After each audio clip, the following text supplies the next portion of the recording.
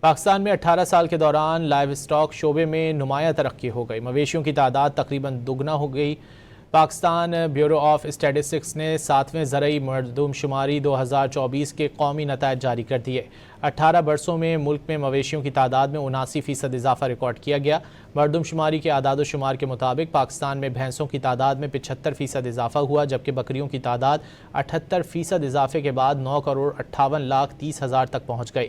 گائے کی تعداد میں 140% اضافہ ہوا۔ مویشیوں کی بڑھتی تعداد پاکستان کی ڈیری، گوشت اور لائیو اسٹاک ویلیو چین میں سرمایہ کاری، پیداوار اور برآمدات کے نئے مواقع پیدا کر رہی ہے۔